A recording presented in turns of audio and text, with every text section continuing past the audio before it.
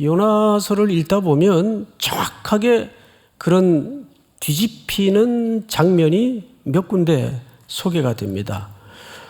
일어나 저 큰 성읍 니느웨로 가라 해서 니느웨가 타켓인 줄 알았어요. 당연히 그 지점도 타켓이 되겠지만 하나님의 1차적인 타켓은 니느웨에 있지 않았고 바로 이스라엘을 대표하고 상징하는 요나에게 있었습니다. 니느웨 성에 악독이 가득했던 것처럼 이스라엘과 요나는 하나님 앞에 불순종이 가득한 모습을 지난주 우리는 보았습니다. 그래서 우리는 아까 영상의 소개를 통해서 잠깐 보았듯이 먼저 내 안에 무너지고 부서져야 될 것이 무엇인가, 그리고 그 부서진 제로 베이스라는 토 위에 우리의 신앙을 어떻게 새롭게 쌓아가야 되는가, 이것이 요나서가 갖고 있는 계속되는 반복이고 역설입니다. 자, 그런 차원에서 오늘 두 번째 시간 4절서부터 17절까지 읽긴 했으나 10절까지만 볼 겁니다. 분량이 좀 많아요. 자, 우선 첫 절을 좀 볼까요? 여호와께서 큰 바람을 바다 위에 내리심에 바다 가운데 큰 폭풍이 일어나, 이렇게 돼 있어요. 자, 큰 성읍으로 가라는 명령을 피하니까 하나님께서 무슨 바람을 일으키셨습니까? 큰 바람을 일으키셨습니다. 그러자 그 큰 바람은 뭘 몰고 왔죠? 큰 폭풍을 몰고 옵니다. 어차피 이 길은 도망갈 수 없는 길이었습니다. 하나님이 지시한 손가락 방향은 니느웨 성이었는데 요나는 전혀 다른 정반대쪽의 스페인 방향인 다시스로 가는 배를 값을 지불하고서라도 어긋장을 놓기 위해서 탑니다. 그 탄 배 위에 이제 장면을 우리가 오늘부터 본격적으로 만나는 겁니다. 자, 성경에 보면 사공들이 두려워했다라고 돼 있어요. 몇 절을 보시냐면 5절을 보세요. 사공들이 어떻게 하여? 두려워하여. 여러분, 이 폭풍우를 만난 배를 타본 적 있나요? 타본 적 없어야 되겠죠, 그런 경우는. 그런데 뭐 살다 보면 또 그런 경우를 만나기도 하겠죠. 그런데 폭풍우를 만난 배를 타보지 않으면 말을 하지 마세요. 저는 겪어봤기 때문에 알아요. 더구나 수영도 못하고 물을 또 너무 싫어해요. 어릴 적에 그 허리케인이라는 영화를 잘못 봐가지고 그 물의 위력에 대해서 너무너무 끔찍한 장면이 각인이 돼 있어요. 그런데 이 사공들은 배에 익숙한 사람들이고 바다의 생리에 익숙한 사람들입니다. 그런데 이들이 두려움을 가질 정도로 큰 풍랑이 일어납니다. 5절을 보세요. 사공들이 두려워하여 각기 자기의 뭘 불러요? 예. 그래서 아마 여기에는 다양한 민족과 인종이 타고 있었다라고 봐집니다. 그래서 배는 결국 오늘 우리에게 뭘 시사해 주는가 하면 세상의 축소판입니다. 당시에는 군함이 따로 있고 상선이 따로 있던 시대가 아니에요. 여객선이 더더군다나 따로 있던 시대가 아니에요. 그저 전쟁이 나면 정부에서 차출을 하면 그때부터 그 배는 군함이 되는 겁니다. 막 그런 정도의 고대 시대이기 때문에 여기에는 많은 물건들이 꿈을 가지고 돈을 벌어서 돌아가려고 상품을 사얹고 짐들을 실었을 겁니다. 그리고 전 세계에서 몰려든 다양한 사람들이 탔을 거예요. 그러니까 각각 자기들의 신을 부르기 시작합니다. 이게 정상 아니겠어요? 진리는 아닐지라도 사람이 살아가는데 절체절명의 위기를 만났을 때 뭐라도 하나 붙잡으려는 것이 사람의 본성이에요. 그러니까 각각 자기 민족들이 또는 자기 국가가 숭상하는 우상을 향해서 목숨을 구하고 생명을 구하는 부르짖음이 일어났어요. 그러니까 하나님을 몰라도 사람들은 세상에서 이렇게 그냥 나름의 방식을 가지고 열심히 살아갑니다. 이게 중요해요. 열심히 살아가요. 근데 문제는 거기에 해결책이 없다는 거예요. 그래서 5절을 다시 보시면 이렇게 돼 있어요. 각각 자기의 신을 부르고 또 배를 가볍게 하려고 그 가운데 물건들을 바다에 던지니라. 자, 여러분, 심지어는 어떤 결단까지 이들은 과감하게 했는가 하면 목숨을 건지기 위해서 벌려고 수단화하려고 쌓아놓았던 모든 물질들, 상품들, 물건들을 아깝지만 바다에 던지는 결단을 합니다. 그들의 물질적 손해를 각오하고라도 목숨을 건지기 위해서 신들을 부르는 정도를 넘어서서 뭔가 발버둥을 쳐요. 근데 다시 언급하지만 여기에 답이 없다는 거예요. 이 세상이 살아가는 방식과 똑같습니다. 세상에도 보면 이단들도 나름 얼마나 요즘 열심히 살아가요. 뭐 신천지 같은 경우에는 저희 교회가 큰 타켓이기도 하지만은 이제 노골적으로, 옛날에는 쉬쉬 무슨 간첩들 암호 주고받듯이 그렇게 신앙생활을 했는데 요즘 아예 그냥 공개적으로 노골적으로 심지어 전도도 다녀요. 거리나 집집으로. 자, 이 얘기를 제가 계속 강조하는 이유가 있어요. 세상 사람들은 그들의 사고방식으로 급하면 무당 불러서 굿도 하고 점집도 찾아가 보고 사주풀이도 해보고 온갖 수단을 동원해서 또 목숨만 살 수 있다면 천금을 들여서라도 대가를 지불하는 방식으로 살아갑니다. 거기에 답이 있든 없든 잘 모르니까. 그런데 여기 놀라운 아이러니가 감춰져 있어요. 자, 5절 하반절을 볼까요? 그러나 요나는 배 밑층에 내려가서 누워 깊이 잠이 든지라. 정작 요나는 이 배를 어떤 의미, 이 세상의 축소판인 이 배를 불을 끄고 구원해야 될 책임을 가진 사람인데 이 사람은 지금 뭐 하고 있어요? 아무것도 안 하고 있어요. 이게 문제예요. 아무것도 안 하고 있어요. 지금 요나는 어떤 의미에서 굉장히 믿음이 좋은 것 같이 보입니다. 지금 배는 뒤집어질 듯 엎어질 듯 난리가 났는데 배 밑으로 내려가서 지난주 말씀을 드렸죠. 그는 하나님의 말씀을 피하여 멀리 도망간다고 피한다고 생각을 했지만 그의 인생의 행로는 계속 올라갔어요, 내려갔어요? 계속 내려갑니다. 이제 더 내려갈 거예요. 내려가서 배 밑에서 잠이 들어요. 여러분, 성경에서 이 생물학적인 잠은 영적인 무능과 무기력을 상징합니다. 그래서 평안한 잠과 영적으로 둔감하여 빠지는 무기력증과는 구분을 할 수 있어야 돼요. 실질적으로 요나는 잠이 들어 아무것도 안 하고 있었어요. 자, 여기에 우리에게 던지는 개인적 시대적 메시지가 깊어요. 교회는 이 세상을 위해서 지금 뭘 하고 있습니까? 제가 말씀드리는 교회라는 것은 삼일교회만을 얘기하는 게 아니라 지금 죽겠다고 아우성치고 절규하고 배가 뒤집어질 것처럼 곳곳에 전쟁과 기근과 가난과 불균형과 아비규환에 방불한 이 세상을 향해서 교회는 지금 정작 뭘 하고 있는가?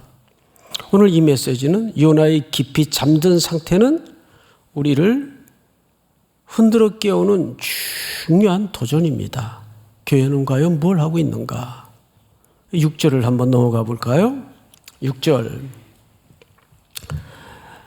선장이 그에게 가서 이르되 자는 자여 어찌미냐 일어나서 네 하나님께 구하라. 자, 여러분, 이 두 번째 아이러니예요. 지금 누가 누구를 깨우고 있어요?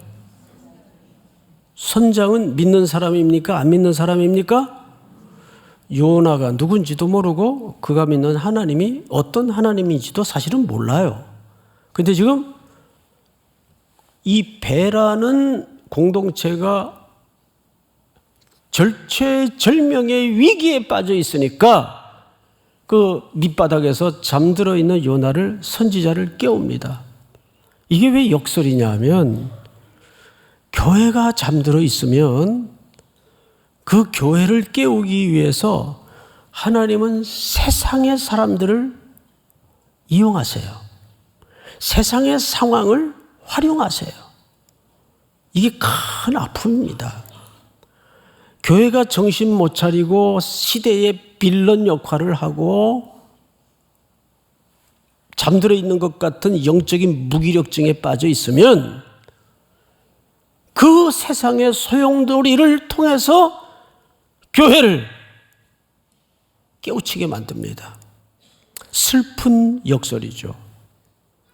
그 세상에 벌어지고 있는 고통, 눈물, 아픔은 우리와 무관한 게 없어요. 하나님이 교회와 성도들을 깨우는 고난의 확성기입니다.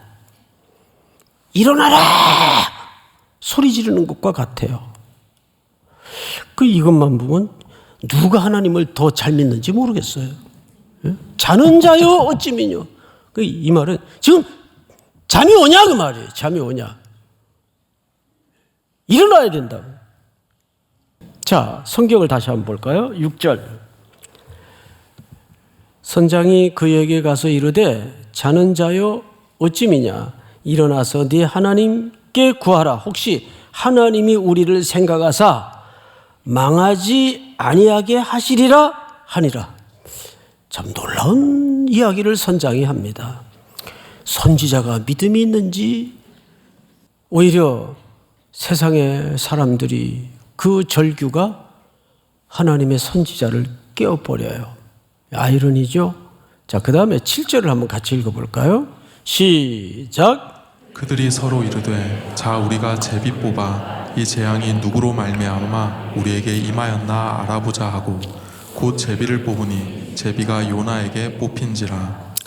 여러분, 이 제비는 고대 세계에서는 문제 해결의 보편적인 방식으로 어느 민족이건 사용되던 고대 방식입니다. 꼭 이스라엘만 이 제비 뽑기가 있었던 것이 아니에요. 자, 그런데 문제는 하나님은 천지를 창조하시고 세상의 주인이시기 때문에 어떤 방도라도 하나님의 뜻을 드러내는 데는 아무 문제가 없어요. 왜? 하나님은 자유로운 분이기 때문에.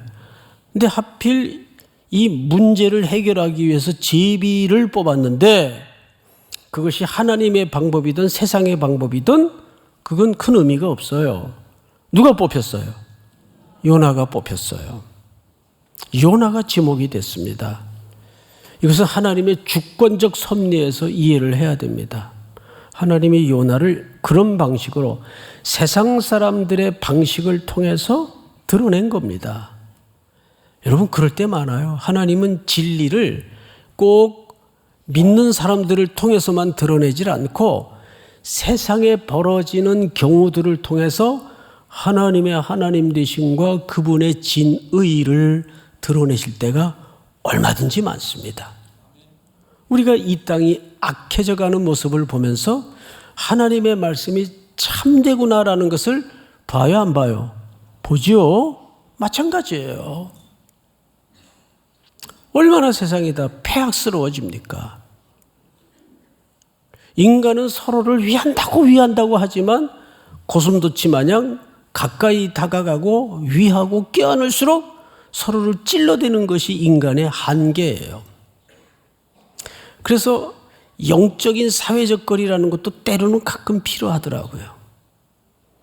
너무 문제가 벌어지면 그 문제를 해결하려고 어떻게든 막 다가가가지고 그게 이게 아니고 굳이 그럴 필요 없어요. 그때는 하나님을 믿는 하나님의 백성들은 하나님께 더 그 문제를 던지고 그분의 시간 하나님이 하실 수 있도록 기다리는 믿음의 싸움이 필요한 겁니다. 믿습니까? 우리가 수선 떨고 해봐야 또 분탕질만 하게 되는 경우가 있어요, 없어요? 많아요. 자, 7절을 다시 보시면 곧 제비를 뽑으니 제비가 요나에게 뽑힌지라. 하나님의 찝어내시는 방식은 정확하게 찍어내십니다. 8절 무리가 그에게 이르되 청하건대 이 재앙이 누구 때문에 우리에게 임하였는가 말하라. 네 생업이 무엇이며 네가 어디서 왔으며 네 나라가 어디며 어느 민족에 속하였느냐 하니 취조하듯 요나를 다그칩니다. 민족, 출신, 직업, 국가 질문을 합니다. 이제 개인의 문제가 어디로 확대되고 있어요? 개인의 문제가 놀랍게도 국가 문제로 확대되고 있어요. 우리도 말 습관 가운데 무슨 얘기를 하다가 아유 고향이 어디야? 경상도다. 왜? 근데 어쩐지 너 그럴 줄 알았다. 그리스도인들은 이런 표현 쓰면 안 됩니다. 그런데 오늘 여기서 왜 요나로 하여금 그렇게 국가적인 문제로까지 이 질문이 확대되냐 하면 사실 요나의 문제는 그건 누구의 문제이기 때문입니까? 이스라엘의 문제이기 때문에 그래요. 이방 사람들의 방식을 통해서 이 메시지의 본질을 하나님은 계속 드러냅니다. 사실은 이 문제가 요나 개인의 문제에 국한된 문제가 아니다. 개인의 형편에 관한 문제를 뛰어넘어서 이것은 이스라엘 전체를 하나님이 드러내시고 고발하고자 하는데 초점이 있는 거예요. 자, 이제 9절을 한번 볼까요? 9절. 그가 대답하되 요나서에서 이 9절은 요나가 성경에서 처음으로 입을 여는 대목입니다. 9절에서 처음으로 입을 열어요. 그가 대답하되 나는 무슨 사람이요? 앞을 보실까요? 보통 구약에서도 히브리 사람이라는 표현을 흔하게 쓰지 않습니다. 보통 이스라엘 사람이라는 표현을 흔하게 쓰곤 하죠. 그런데 오늘 요나서의 표현처럼 나는 히브리 사람이요라고 할 때는 매우 공식이 있어요. 이방인과는 다른, 하나님을 알지 못하는 무리들과는, 민족과는 다른 하나님의 자녀로서의 정체성을 드러내고자 할 때 나는 히브리 사람이다. 사도 바울도 그런 표현을 썼죠. 나는 히브리인 중에 히브리인이요. 그럴 때 쓰는 겁니다. 하나님을 알지 못하는 사람과 차별화를 통해 자기의 정체성을 선명하게 말하고자 할 때, 지금 요나가 나는 히브리 사람입니다라고 말하는 것은 이방 사람들에 대비해서 자기를 그렇게 정의하고 싶었던 겁니다. 자, 그런데 두 번째 자기소개를 어떻게 하느냐. 9절을 잘 보시면 이렇게 하고 있어요. 나는 히브리 사람이요 바다와 육지를 지으신 하늘의 하나님이 여호와를 어떻게 하는 자? 경외하는 자. 앞을 잠깐 보실까요? 첫째는 자기를 이방인과는 구별된 존재인 아이덴티티를 설명하고자 히브리 사람이라고 소개를 했어요. 보통 표현하는 이스라엘 사람으로 설명하지 않았습니다. 두 번째는 창조주 하나님을 강조하면서 자기는 그 하나님을 경외하는 사람이라고 소개를 했어요. 경외한다는 것은 히브리인들의 개념 속에는 어떤 의미인가 하면 나는 하나님의 말씀인 율법을 그리고 하나님의 말씀을 온전히 순종한다라는 자기 고백이고 자기 선언이에요. 이 또한 얼마나 역설입니까? 지금 이 배 안의 상황과 배가 다시스로 가다가 누구 때문에 큰 풍랑을 겪고 모두가 지금 죽기 직전에 있어요. 근데 그 한복판에 배 밑에서 쿨쿨 잠에 빠져있던 요나가 나는 히브리 사람이요. 하늘과 땅과 바다를 만드신 그 창조주 하나님을 나는 경외하는 사람이 올시다. 이렇게 말해버린 거예요. 역설입니까? 아닙니까? 예. 우리도 세상에 속해 살면서 입술로는 멋지게 명분적 그리스도인이 되어서 이런 고백을 해요. 아, 나는 어느 교회 누굽니다. 떳떳이 자기 신분을 밝히기도 해요. 그런데 그 밑에 부하 직원들이나 우리가 윗사람한테는 다 잘하잖아요. 막 지문이 닳도록 잘하는데 아랫사람들한테는 빌런이 되어가지고 아유 그 이제 부장님 뭐 어느 교회 다니신다면서 그리고 조롱거리가 되어버리는 그런 경우. 그러니까 입술에 고백하고 삶의 자리가 전혀 다른 모습을 누가 드러내고 있습니까? 요나 스스로가 드러내고 있어요. 입술로는 히브리 사람입니다. 너는 하나님의 말씀을 순종하는 하나님을 경외하는 사람이 올시다. 그래 놓고는 지금 자기는 도망가는 배를 타고 있어요. 이게 얼마나 웃겨요. 지금 그것을 자기가 스스로 드러내고 있는 겁니다. 그러자 어떤 일이 벌어질까요? 10절 자기가 여호와의 얼굴을 피함인 줄을 그들에게 말하였으므로 무리가 알고 심히 두려워하여 이르되 네가 어찌하여 이렇게 행하였느냐 하니라. 오히려 하나님의 선지자가 야단을 맞고 하나님의 선지자는 하나님의 말을 무시하고 하나님이 가라 하신 방향과는 어긋장을 내고 정반대로 지금 도망가는 배에 올라 있어요. 그런데 그 하나님을 누구는 지금 두려워하고 있어요. 선장과 뱃사람들은 두려워하고 있어요. 선지자는 전혀 무시하고 있는데 이것이 오늘 우리 개인과 이 시대의 교회의 역할에 대해서 고발하는 메시지입니다. 사랑하는 성도 여러분, 우리 개인이 하나님 앞에 단단한 껍질을 부서뜨리고 일어나는 특세가 될 수 있기를 축복합니다. 그리고 그 일어남을 통해서 우리의 가던 방향을 멈추고 돌아서서 하나님이 우리 개인과 남은 삶에 주시는 하나님의 영광스러운 프로젝트 앞에 동참되는 순종이 있기를 주님의 이름으로 축원합니다.